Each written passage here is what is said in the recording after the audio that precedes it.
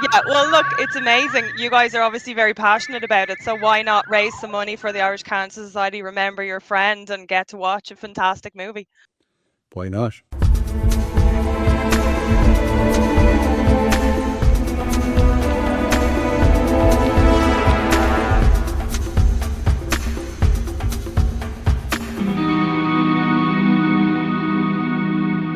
Welcome to James Bond Club Ireland. I am Paul Lally. I'm Andy Watson. I'm Kevin O'Callaghan. And I'm Sean O'Hare. And today we are gathered together. Oh gosh, that sounds like we're in church. We're not in church. We're in the church of James Bond, but we're getting together. We're having a kind of a communal experience because we're celebrating and remembering the James Bond Club Ireland founder and our dear friend John Lennon, who passed away 1 year ago this month. Yeah, it's hard to believe that it's been a year since we lost John. He wasn't just the man who started this club, he was the heart of it. His passion for Bond, his generosity, and his sense of fun brought so many of us together. Whether it was a screening, a quiz, a chat in a pub, or just a shared laugh over a Bond one-liner, John made every moment memorable. And that's what today is all about, remembering those moments and celebrating the incredible legacy he left behind. So throughout this episode, you're going to hear from people who knew John, his friends, fellow Bond fans, members of this great community that he built. And we're going to share some stories with some laughter, maybe a few tears, but most importantly, we're going to keep his spirit alive. And we'll also be talking to the Irish Cancer Society. This is a charity that means a lot to us and one that we're fundraising for because they do incredible, vital work for people and their families who are living with cancer. But first, let's start with a story. And we're going to hand over to Andy, who's going to go pretty much right back to the beginning, I think, Andy, and how you met John and how you came to be involved with this wonderful club that he set up. Yes, I was fortunate enough to be at the very first showing. It's one of those instances where I actually nearly wasn't, because I had a random message come through on Messenger. Funnily enough, almost 4 years ago, 21st of July it was. Mm-hmm. It starts off along the lines of, "Hello, Andy. I'm not sure if you're based in Ireland or not, but would you be interested in going to a Bond showing from John Lennon?" Now, there was I think Paul's had a similar experience where you look at it, you go, really? So it's like, this feels like spam, but he did call out my Bond fandom. Like, and he didn't. Does he want me to wear money? Because had it have been, because my email address isn't my name, it's some initials and some letters. And usually, if you get "Dear AWW," you think that's spam because they don't really know the name. But I took a punt and got back to him and says, "Well, yes, I am in Northern Ireland, and yes, I would be interested in going to a showing." And obviously, I'd be very interested if it was a classic Roger that you were going to show. And it comes back, "Oh, well, I can't promise that. Oh, we might have to put this to a vote." And I thought, oh, well, here we go. And as it is, it followed on. And this was round about the COVID, coming towards the end of COVID. So we arranged to meet, I think it was the cinema in Dundrum, where you've got about 8 or 9 people, none of whom met each other before. And all of us wandering around aimlessly, wearing masks. But are you here for the Bond show? Are you here for the Bond show? I like the way you leaned in and breathed on them as you removed your mask and asked the question. Yeah, it's me, but mask off, but you didn't know who I was anyway, so what difference does it make? So what was the movie, Andy? Sorry? What was the movie, Andy? You were saying Roger, but what did it turn out to be? No, I didn't win that one. It turned out to be a Majesty's. Ah.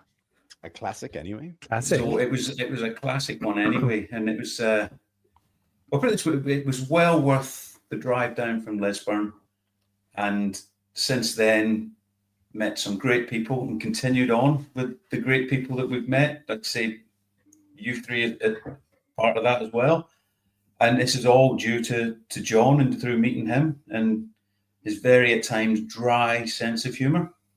Yeah.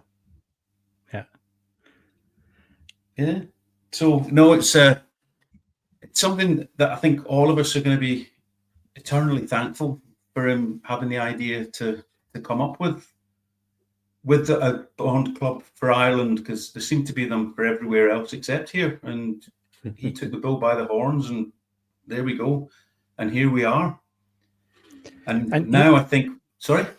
I was saying he enjoyed. I think he enjoyed meeting everyone as part of that club and seeing people in person and on these showings. What was your first impression? I know you're saying you're wearing masks meeting it, but what was that first impression when you realize this guy is real?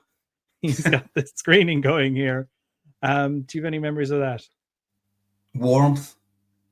He was a very warm person, very giving. Whereas you would have people that would maybe say stuff that I would say most of us would go, oh, Jesus. But John had always got a good and a kind word to say, even about stuff like that. There was just a very nice, very genuine man. And I think now we're going to move on to hear some voices of some of our colleagues sharing their memories of John. Hey, Paul, it's David Zritsky for the Bond Experience. Hope you're doing well. Cannot believe it's 1 year since John has passed. For some reason, it seems a bit surreal because I can hear and see him. The anecdotes, the memories are so vivid in my mind, and probably a testimony to how special of a person he was.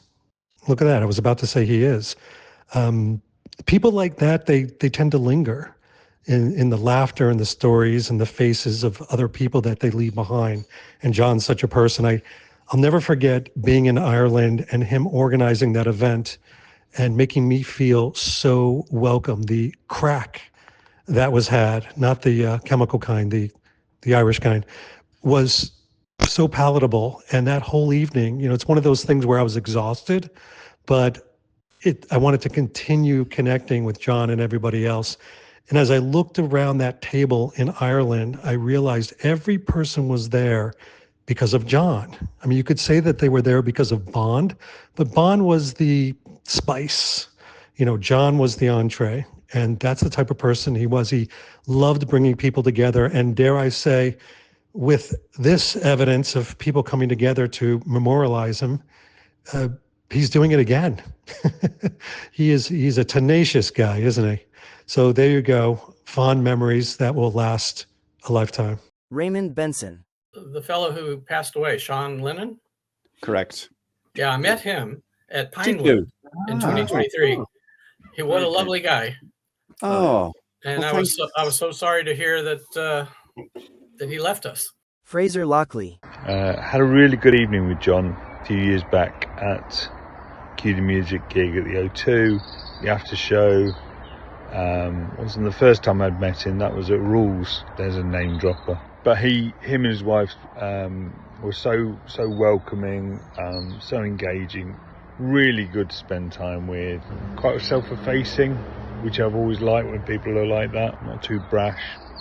And it seemed like just as I was getting to know him properly, he's no longer around, which is kind of weird.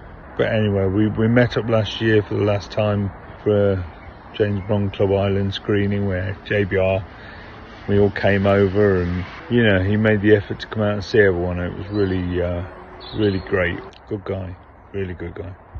Hi everyone, this is Adam from Dublin, and I was lucky enough to have been a member of James Bond Club Ireland since pretty much its inception, when John Lennon put up a Facebook post in a Bond group asking if anyone wanted to start an Irish fan club, which is something I always thought would be a cool idea. And I was always like, yeah, an Irish James Bond fan club to do meetups.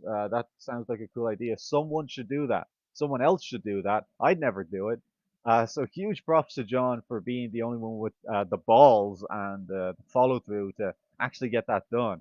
He was just such a warm character, and you should maybe try to take a drink every time I say the word warm now in this message, because it's always the first thing that I think of when I think of John. He has that winning smile, that easygoing demeanor. So often if someone was coming to a club event for the first time, John would probably be the first person that they would meet. It can obviously be a daunting thing to come to a club like this. You kind of don't know what you're going to get.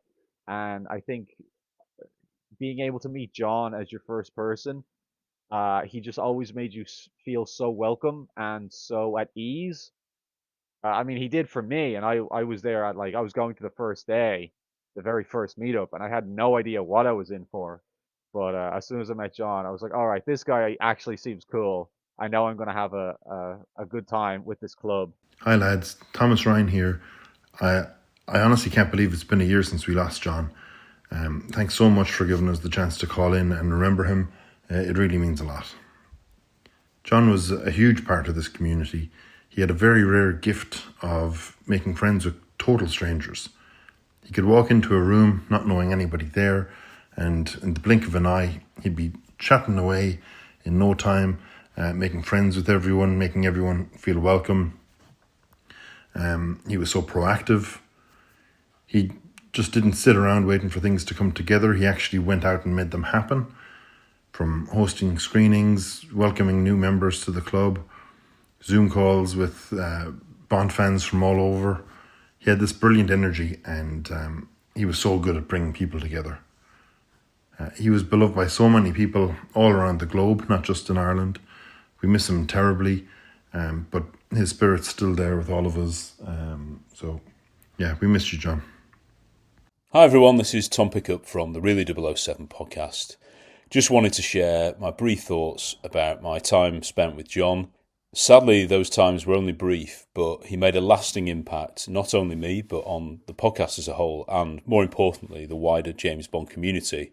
I think he was one of the first people to reach out to us. We haven't been going a particularly long period of time, but the James Bond Club Ireland wanted to do a Zoom meeting with us. And we thought, oh, right, that sounds fun, but we didn't really know an awful lot about them. So it was great to find out more from them. And John in particular reached out to me. A few of us then went on this Zoom session and we had the time of our lives. It was wonderful. Some of these can be a bit stilted, a bit boring. He's sort of saying the same things over and over again. Not with John and the guys from James Club Ireland. We had a brilliant chat. I think Timothy Dalton was one of the subjects of debate, I do remember. That was wonderful, and it was even better to meet John in person at the Cue the Music concert. I think it was 2023 in London at the O2. Marvellous concert, and made all the better for seeing John in person. So John Kell from our podcast and I went and managed to have a drink with him at the interval, and it was really good to see him with his James Bond Club Ireland t-shirt, of course, proudly displaying the club colours. The most special thing that John has done for us really was my wife and I, Jennifer and I, were in Ireland over Christmas 2023. It's mainly my idea. I thought, well, there's a James Bond Club Ireland and they're really good lads. Quite nice to meet up with any of them if they're around. So I thought, why not ask John?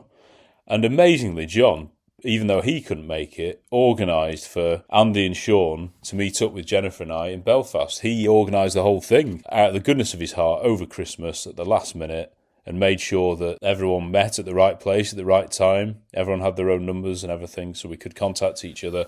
And I just thought that shows a bit of class, going over and above to make sure that we were made to feel welcome, as of course we were. It was a shame that we never got to meet again in person, and it was particularly lovely to see the outpouring of emotion from the Bond Club in Ireland, but also across the world when he sadly died. And when myself and others went over to Ireland this February to watch the Thunderball on its 60th anniversary, he was greatly missed, and of course we all had lovely stories to tell about him.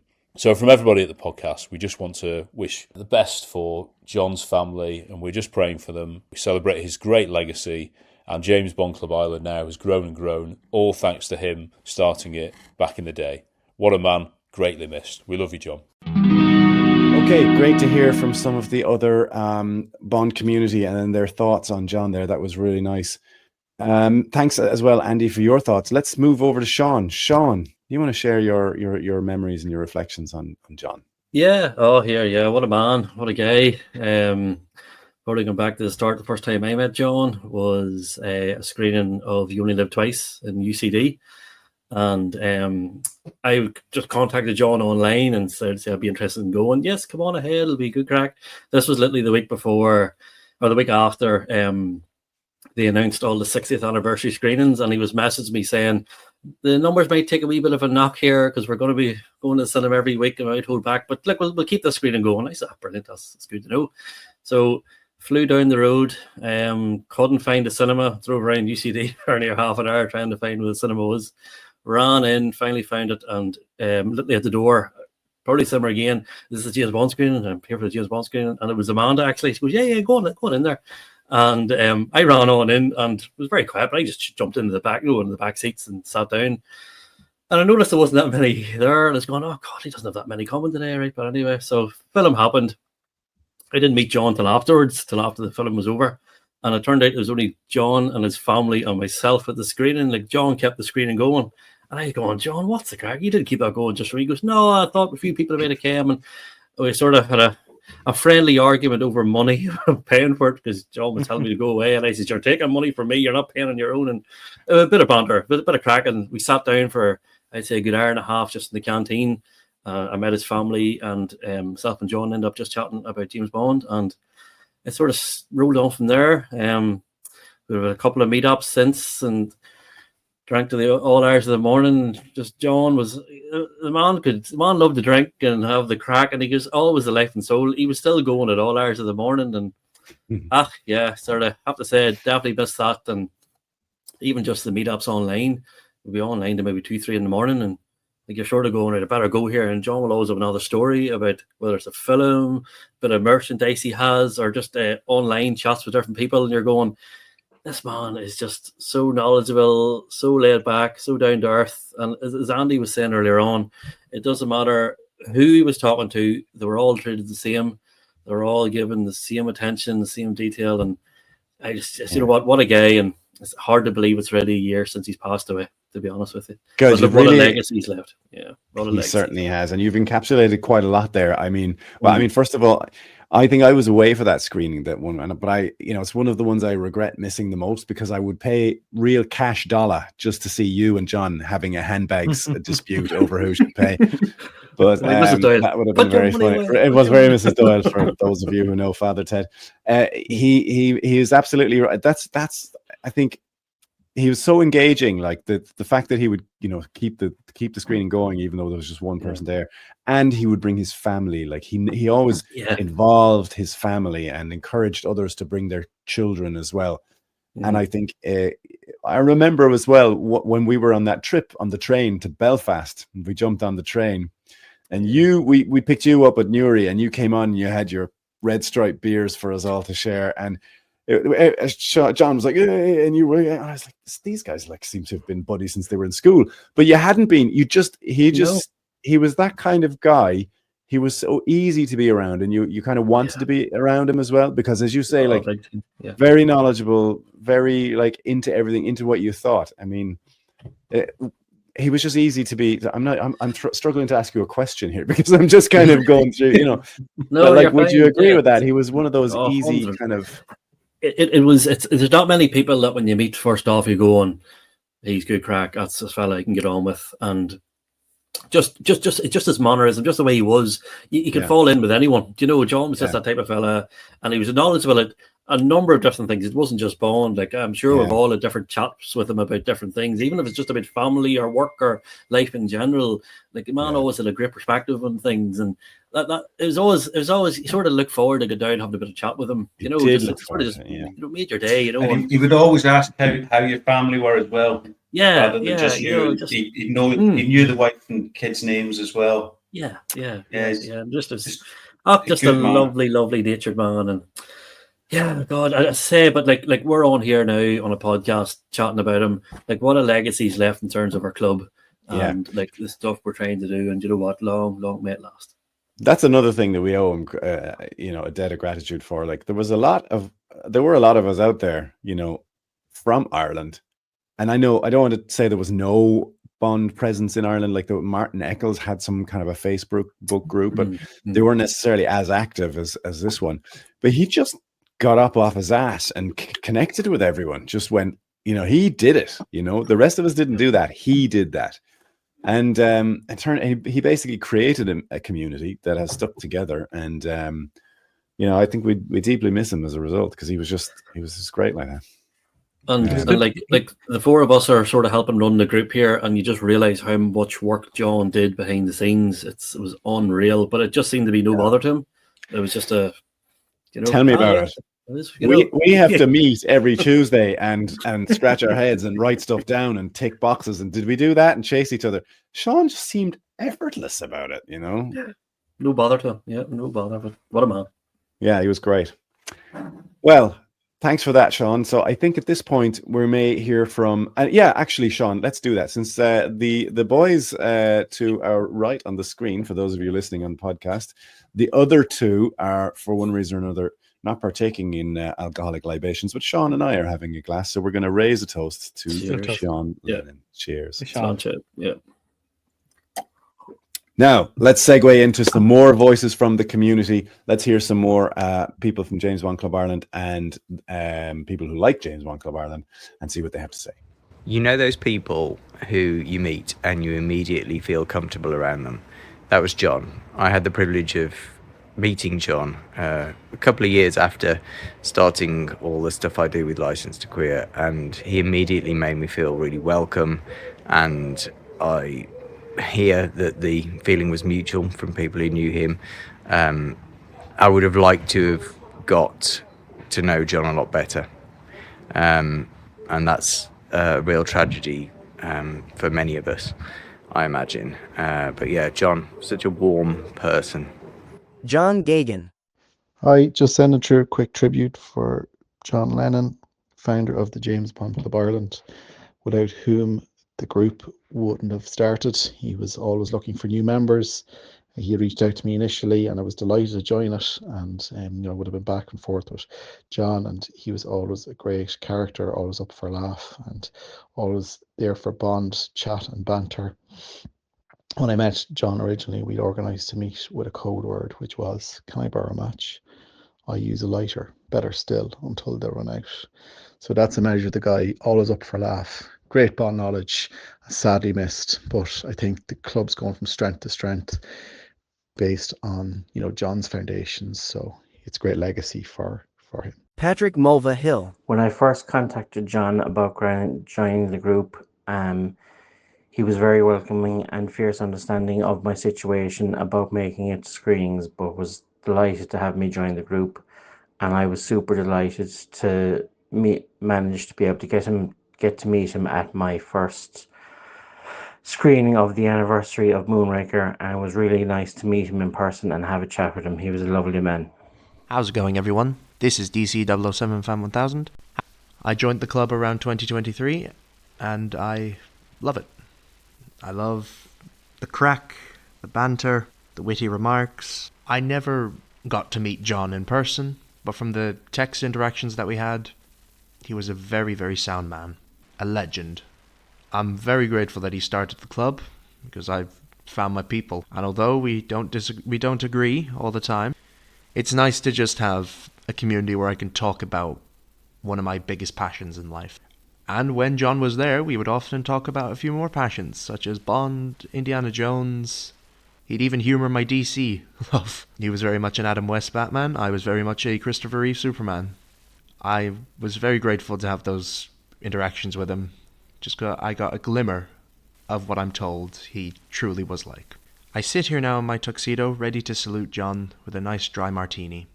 To John, nobody did it better than you, good sir. Rest easy, my friend. Owen Ling. Hi, Paul Lally.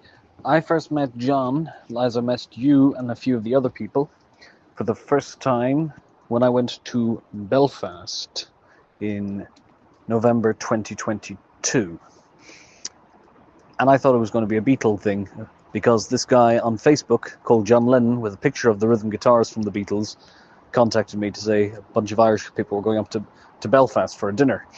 So I came along with my notes. I was going to compare the Please Please Me album against the simplicity of Please Please Me against, the baroque brilliance of Sgt. Pepper's. And turns out it was a bunch of lads who just wanted to talk about Tomorrow Never Dies and Honor Majesty's Secret Service. I was pretty happy with that. And John was very, very welcoming. He recognized me at the bar, brought me over to the table. He asked me if John Lennon would have followed in Paul McCartney's footsteps and composed his own Bond theme. I said no, because Lennon and McCartney tended not to do things that the other one had done already.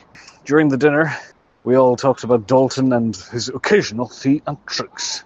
And someone commented, possibly John, that it was quite Stephen Toast-like, to which John put his hands over his head and said, "You're ruining Bond for me, you're ruining Bond for me."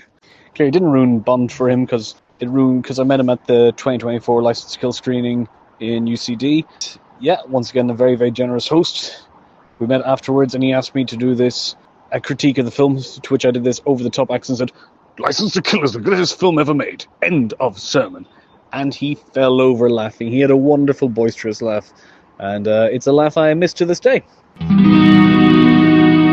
So, Paul, I think out of all of us, you maybe knew John a little bit better. And I'm sure you've got lots of great memories that you could share about John. Would you like to tell us a couple of your stories now? I'd love to.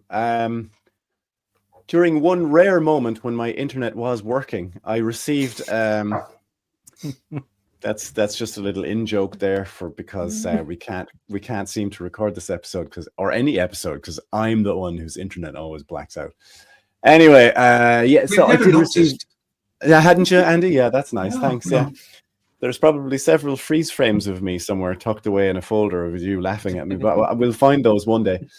But yeah, I did receive a message from him, and like you, I was a bit suspect about it, but I went down to that screening. I'm not sure if I know him any better than you guys because we kind of met around the same time, but he certainly, asked me his thoughts on he asked me my thoughts on running the club and what might be, what we could do. And I was like, well, Jesus, man, you're the one who got off your ass and started the thing. I'd been making comments on some of the other, like I'd gone on Calvin Dyson, Joe Darlington, David Zaritsky, and all of these guys, the big hitters in the community, and started making a nuisance of myself on their comment sections. So some people knew my name already, but I hadn't actually gone and done anything to, service a kind of Bond community in Ireland. That was all John. And once he said, what would you be interested in doing and what could we do? I was like, actually, this is a really interesting idea. But I wasn't necessarily sure what we could do aside from kind of have screenings and then how many people would turn up. But suddenly, what do you know? You start something with positive intention and the kind of vibe that he had, and suddenly people just are attracted to that. They're attracted to that level of personality. Of course, we love Bond, but there's plenty of people out there, carving up and crapping all over various aspects of it. He didn't seem really interested in that. He was fair game to critique something about Bond, but it had to be done with an undercurrent of enthusiasm and love for the character. And as you said, Sean, like he had a broad spectrum of knowledge, not just about Bond, like about local history and anything, but definitely about Bond, from collectibles, from the poster artworks, and he knew a lot about the artists of the mid-century, pop art and cinema art and stuff like that. And he didn't have to reach back too far. He could just do the stuff off the top of his head and talk to anyone about anything that they were interested in Bond. And I was like, geez, this guy is pretty cool. But I think he was kind of like, he said to me, I don't necessarily have the confidence to go out and just meet some of the rest of the community. And I think that's what we did together. We said, you know what, we can connect with people. They're all really friendly. Go to the Bond clubs in the UK, or talk to the guys online in the States, or go, talk to the guys in Europe or Brazil or wherever. And everybody's really, really friendly because they all want to connect for this passion that they love. And he started to do that. He started to go to the events. He went to an event in Pinewood. He went to the music event with us in the Royal Albert Hall. And here in Ireland, he was doing the meetups, and we went to Belfast, and we had that evening in Kilkenny where my dad joined us as well. And it was really, really, really great. It was just so easy, and I think. At the time I was marveling that, in gentlemen of a certain age, such as ourselves, you don't tend to sort of meet a whole host of new friends at this age. But, and I know a lot of men probably can't even count past 5 or 6 close friends, but we've made a ton of close friends, you know, because of this. And it's not all men, I should point out. There are plenty of women in the Bond community, but it was just us as a group. We were like, this is incredible. And, you know, to give you an indication of what a cool guy he was, we did a screening here, and he wanted to stay overnight for some reason, because I think he wanted to have a few drinks or whatever, and then he had to go home early in the morning. So I said, sure. And I said, we have a spare bed up here. Come and stay with us. And he was kind of like, he was very grateful about it. And I thought nothing of it. And he got up in the morning, hightailed out of it. He was so early that even Monica was like, where's John? You know, didn't even see him. He was just gone like a shadow, you know. And then the next time I saw him, he gave me a gift of a pan cover of You Only Live Twice, a print edition from the late 60s. So sometime after 67, after the film had come out.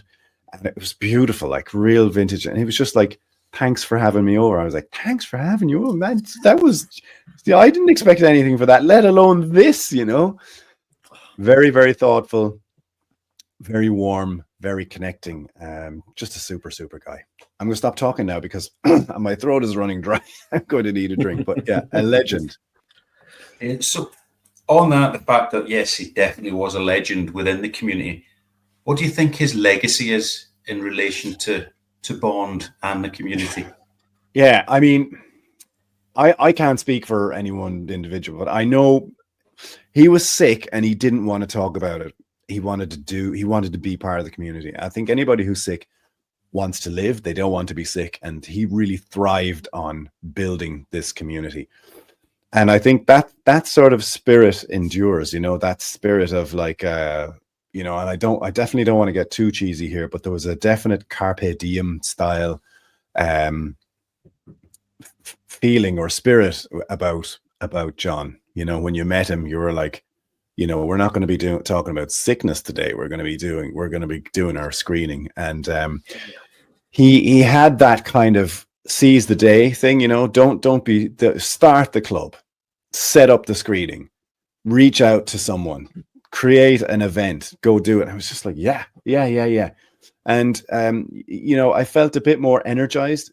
I often felt smarter when I came away from a conversation with John, because he makes you feel smart by virtue of the fact that he's talking to you about in a culture, you know, he's got a lot of cultural reference points and a lot of knowledge. And, but primarily he left this community. He left this community that is pushing on, has created a podcast, has made more connections within the Bond community. We've talked to a number of different people. We've dug into some of the Irish connections within Bond. You know, this is something that he was interested in doing. I'm really sad that he didn't get to see some of the things that we've done, because I think he would be really, really, he would really enjoy them.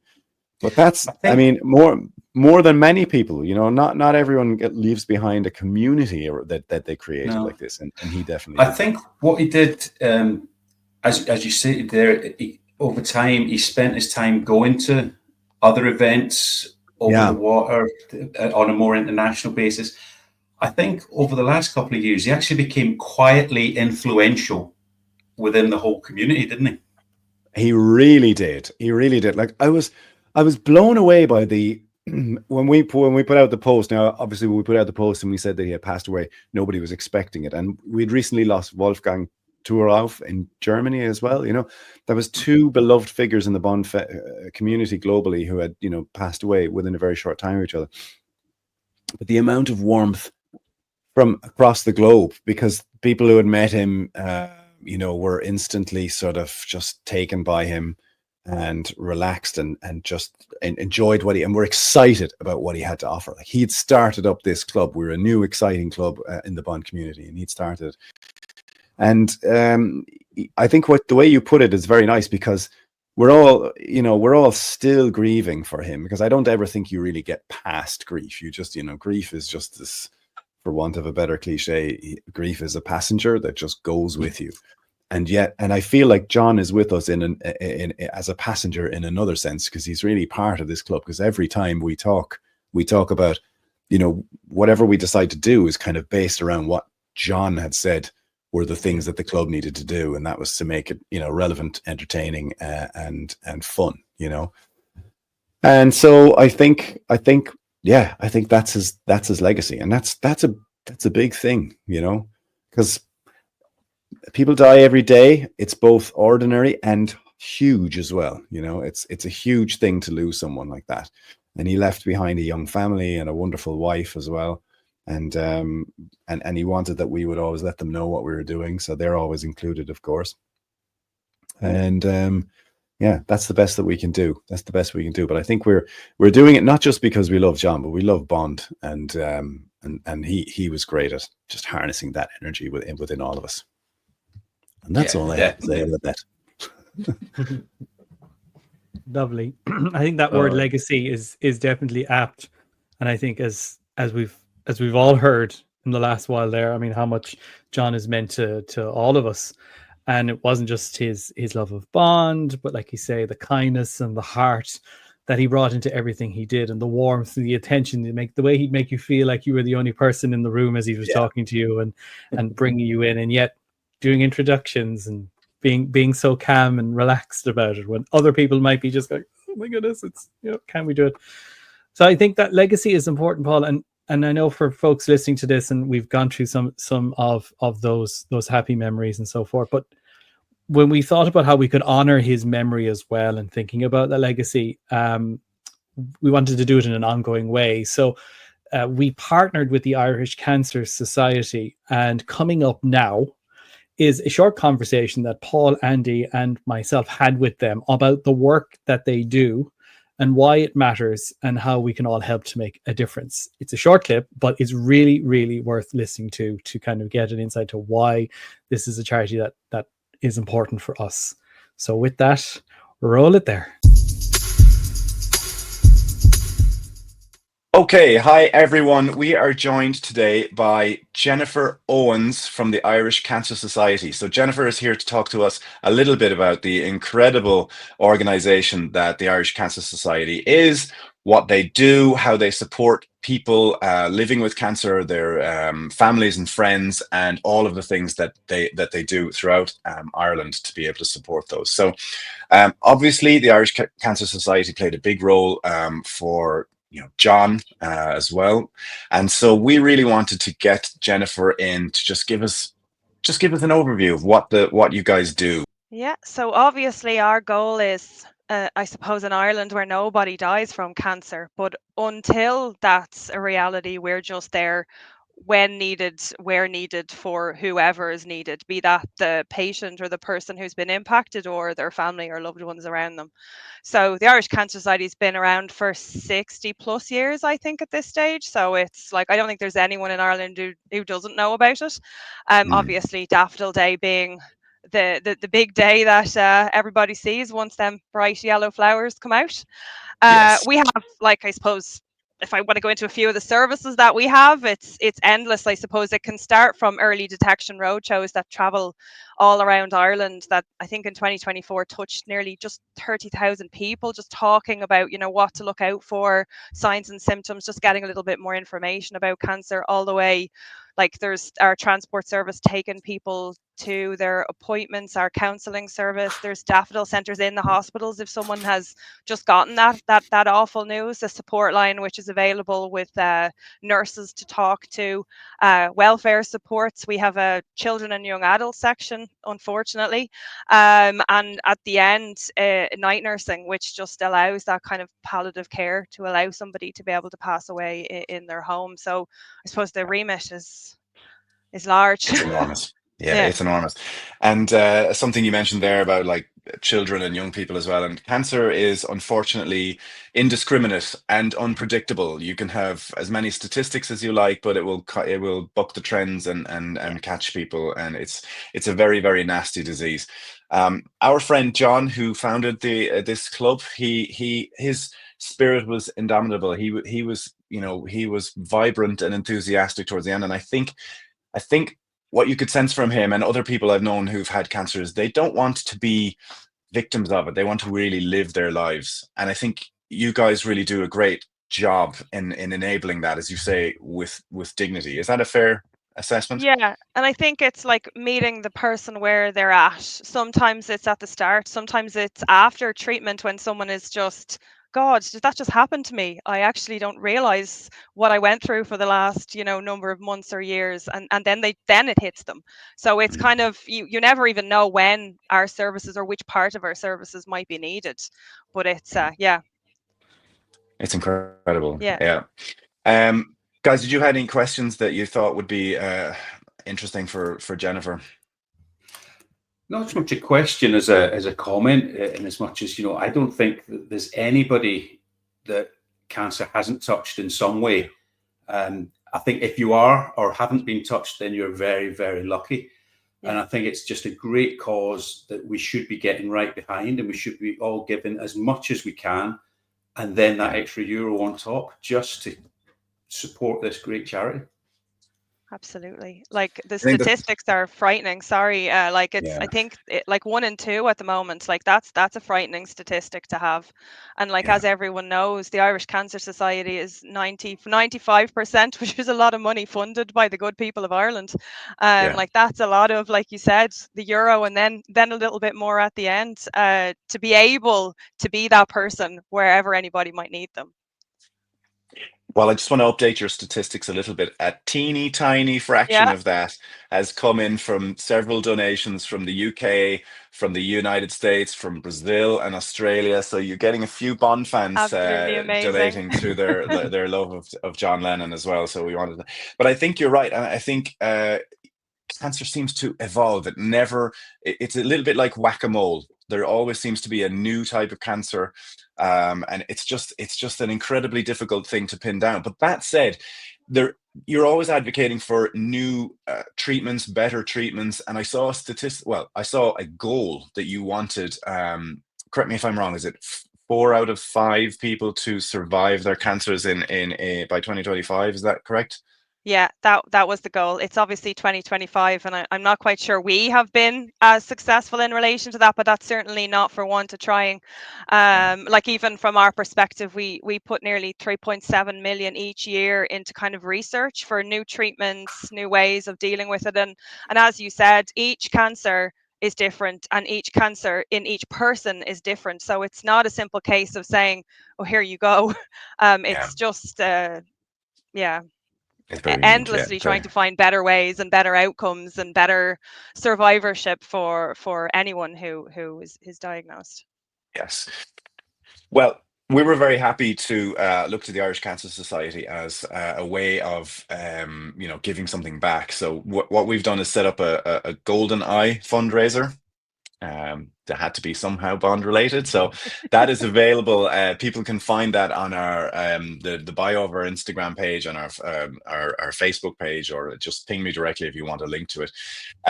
But I think one of the things when you go around on Daffodil Day, which is your big fundraising day in is it March, the end of March, is that right? The end of Or March, April? yeah. People all around the cities, like there are daffodils everywhere, and people are just throwing themselves at your volunteers to sort of support them. I think because it's such a ubiquitous problem, and people really love what the Irish Cancer Society does. But that's not to say that we shouldn't keep giving, because as you say, no, so much is funded by the people. That's great. So what are your plans going forward into the future, Jennifer? What is the next goal for the Irish Cancer Society? So I suppose it's to be the best at what we're doing, and to really just try and, like, I suppose early detection is key in relation to cancers, and it's really just like the earlier you can get diagnosed, the more available treatment options there are. Now, I'm not saying that it's always the solution, but it certainly helps to be able to get diagnosed earlier. So it's just constantly to, prevention as much as possible, early detection, and then in the event that anybody needs us, is just to continue to offer our services. You might have seen, it was probably a few weeks ago now, the lung health check, which is kind of the first of its kind in Ireland, which is a pilot piece to assess a certain group of people for lung cancer, because lung cancer has quite high like mortality rates, because it's normally found quite late in people, and if we're in a position to be able to detect that earlier, it could be absolutely a game changer for that. So it's just to grow on that and just keep being as innovative as we can. That's fantastic. So just one more thing. I mean, what are the best ways of fundraising? What can people do to be involved? I mean, I know that you have on your website several ways that people can get involved. You can also work for the Irish Cancer Society, who have a very you constantly get like best employers, one of the best employers in Ireland, right? So that's pretty good too, right? How many people work for the Cancer Society right now, Oh God. roughly? So I think it's about 200 to 250 people. And then obviously like we have 1,200 volunteers alone across Ireland who help with our volunteer driving or our transport. So yeah, there's a huge volunteer like army behind all the work that goes on, which is phenomenal. But obviously Daffodil Day is our big day. And then there's other ones like Relay for Life and the Big Pink Breakfast, which is in October. But it's lots and lots of events like this, whereby usually, unfortunately, drawn by someone people have lost, and they just want to be able to go out and remember that person and try and give or collect towards an organization that may have helped them or their family. So there's lots of movie days or coffee mornings or sponsored runs or swims or anything anybody really wants to do. Please do. Well, funny you should say that, because the 24th of May in UCD Cinema Dublin, we are screening 1985's A View to a Kill, Roger Moore's final Bond film.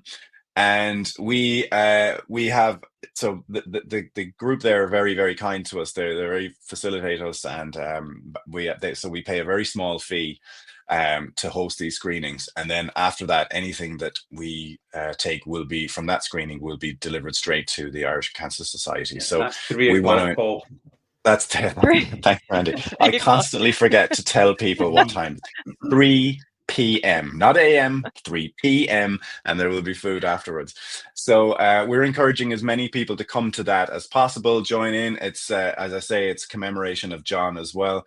Jennifer, you and anyone in the Irish Cancer Society is more than welcome to join us as well. So so look, we really appreciate if you have any final messages for the Bond fans or anything, please what would you say to us? Oh, Bond fans in particular. I was hoping I wasn't going to get a question specifically about Bond. Well, no, just in terms of how important it is to raise money. You don't need to make the Bond comment, I promise. Yeah, well, look, it's amazing. You guys are obviously very passionate about it. So why not raise some money for the Irish Cancer Society, remember your friend, and get to watch a fantastic movie? So Thank you. That last point was, I like that one. Yeah, excellent. Also say, Jennifer, and because we were just saying this a minute ago, how it impacts on 1 and 2 and families and friends, and I think we all know family who've gone through this, are going through this, will go through this. Just a thank you back as well, I think, to the Irish Cancer Society for all it has done in terms of progressing the treatment of cancers in Ireland and the sort of services. You made such a really important point, I think, there as well, which is it's not just the research or the looking into it, it's the care during. And I know almost like communities spring up around people who are going through this in a way, but it's what happens afterwards when they realize I've gone through this and I've come out the other side, and there's a lot to process, I know, in that along the way. So I'm very thankful for it as an organization, and for anyone listening, like I say, we'll have the link there. Come to the screening. So if you can't and you'd like to make a donation, we're all for it. Was it Bob Geldof said many years ago, give us your money.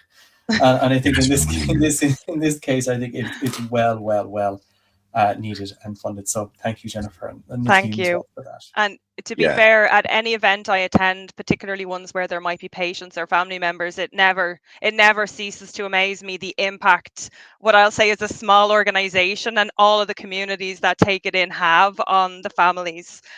Like there's plenty of time. I mean, I work in it day in, day out, and I still leave sessions where I talk to people like with tears in my eyes. So like it's just thanks. I appreciate that, and I'll make sure to pass on to everybody the thoughts. And I'd be remiss if I didn't echo that thanks as well, because I went through my own personal journey with it, where I lost my first wife to cancer in 2014. So I've been through that journey. It's horrific, to say the least. And but the value that groups like Irish Cancer Society plus ancillary groups, Arc Cancer Support, Solace, that also supported John. These are just vital. They really are. So that's why we're passionately trying to get behind you as much as possible. So look, we won't keep you anymore, but thank you so much for coming to talk to us. I do encourage you to dust off any old VHSs or DVDs of a Bond film, throw them on. It's a good watch for the family any Saturday afternoon. Thanks a lot. Thanks, guys. Take care. All See right. you. Right. So before we move on and wrap up, I just want to share just a very quick, my own quick memory of John in terms of and I think it's going to echo a lot of what we've heard today, but kindness, warm-hearted, made you feel so inclusive. He pinged me. I was doing the colorizations and the Bond and color stuff, and he pinged me because I think I got brave one day and I did a little video, and he heard my voice and went, "Hey, this fella's Irish. Let's get him." And I have to say, I was always impressed, and kind of joined the WhatsApp group and came online and came to the screenings, and it was great fun. I was always impressed how well he could just find people, find fans across this island, across Europe and the world. He just would be so good at finding them, and he knew they all had their kind of hook or their way or their being, and he just knew straight away. And I think that's one of the happiest memories I have. And we had a few chats, and like as Sean was saying, late night quizzes and discussions, and what's your favorite film, Sean Connery, what's all about, which colorization is, he'd really probe, and he kind of ask it in such a very relaxed, offbeat way that you never felt that you were being asked a question, but probably been kind of compiling it for all his information for later when he needed it. But I think I just take that away. He used to say to me, he said to me one time, and I always kind of think it stays personally with me, and I can't explain why, but it was just how he phrased it. He said, when were you born? And I was about to say the year, and then he said, no, when were you born? And I said, what? He goes, well, I'm a spy who loved me, baby. Yes. And I went, the year of our bond. I'm a spy who loved me, baby, too. And I think because of that little thing, I do think of it in a little bit of a nostalgic way as well, in terms of that film and that year and what it means for what it meant for him. So to all the other spy who love me babies out there, you're all being thought of tonight. But anyway, that's it. So over to you, Paul. The last time we saw him was at the screening of Moonraker, where we were joined by some really lovely folks from James Bond Radio who came over and saw him, and he was not going to miss that. They enjoyed the afternoon, and they shook hands with people and met people, and it was just I think that was important for him and for us. I think, as you said there, though, Paul, there's a certain poignancy about this episode, but there's also been lightheartedness as well, which is the way John was. I think that's a brilliant reminder that you bring us, Andy, because there's a poem out there that I do not remember. I'm going to misquote it and everything, but one of the lines in it is something like, do not speak my name with heaviness or with heaviness of heart or something. Speak it lightly, meaning that we should just talk about him as if he were in the room having a crack with us. People want to be remembered with the smiles that they enjoyed while they were with us. I think that's definitely true with John. So look, thank you very much for staying with us and listening to this. Thank you to all of the contributors and everyone who listens to this podcast. We know that there have been others that have been lost in the community as well. And we know that they have had similar impacts in other clubs. So to everyone who's lost, friends, people that they've met through the Bond community, like this is just it's kind of just a reach out to say, we're all part of the same community. We're all grieving together and we all love these people. So I really think the best way to round this out would be to hear from the man himself, from John Lennon. This is a rare recording. This is something that we tried to pull off at the time. And we thought, this just the recording quality was a bit iffy. Let's try it again. Let's do it again. And we never got around to it. And it's John. He wanted to have a little segment about collectibles for James Bond, and he found a motorbike from Tomorrow Never Dies, and he did a review of it. And it's just, he was not used to it, right? He was like, he just plugged in the camera and had a pop, and it's infused with his characteristic dry wit, his warmth, his sense of humor, and his love of James Bond. And I want to thank Thomas Ryan for doing an edit on this, because this, this is his job, and he brought up the audio and made it, like, he did wonders with it.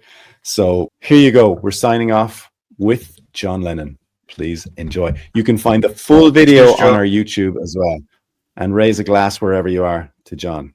Cheers. Cheers. Thank you. Good luck, John. And good night. Hello, James Bond fans. This is John Lennon here for James Bond Club Ireland. And today I'm going to have a quick look at the Motor Max Tomorrow Never Dies motorcycle, because why not? I'm interested in this because it's my first Motor Max vehicle. Normally a Corgi guy. I feel like I'm cheating a wee bit on Corgi, so don't tell him. So let's have a look. Let's start by having a look at the packaging. Nice box. Got the Motor Max logo down here.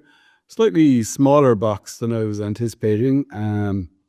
It's a larger scale vehicle, obviously, than the Corgis. It's 1:18 scale, but it is just a motorcycle after all.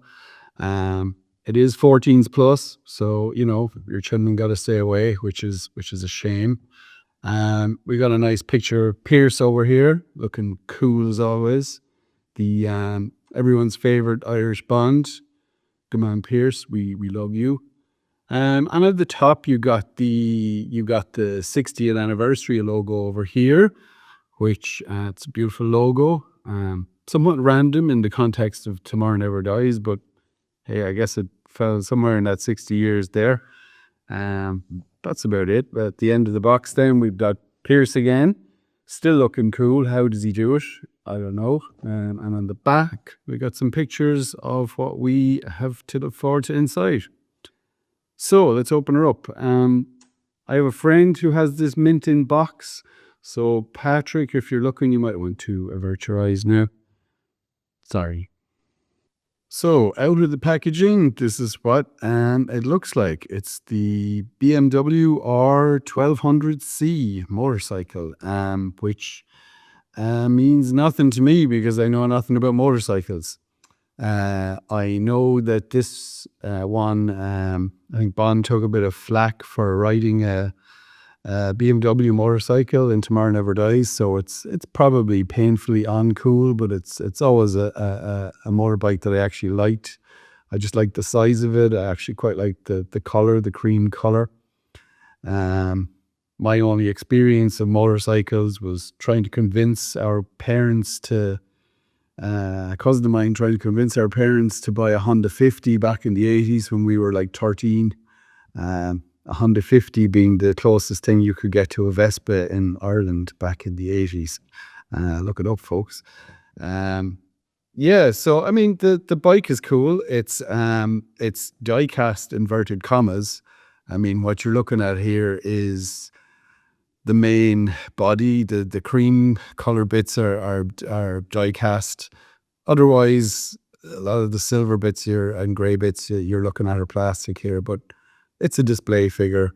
That's why it's 14s plus, I guess. I know my 7-year-old would have this in bits in 5 minutes. So, but as a display figure, it's really nice. And what I do know is that like it's one of the coolest chase scenes in the franchise. Comes with a nice diorama as well for your display to capture it there. So yeah, I mean it's a cool display figure. Doesn't come off the stand, but that's okay. Compared to a Corgi, it's a little bit more flimsy, I suppose. But again, if you're just going to display it, that's fine. I know Motor Max have a range of these. The Moonraker Shuttle looks cool. There's some other nice ones as well at different scales, larger scales. And given the price point, they're pretty nice as a display figure. On the basis of this, would I buy another? Yeah. I'd collect another Motor Max. Yeah, 100%. So that's it, folks. That's a quick look at the Tomorrow Never Dies Motor Max motorcycle. Sin é.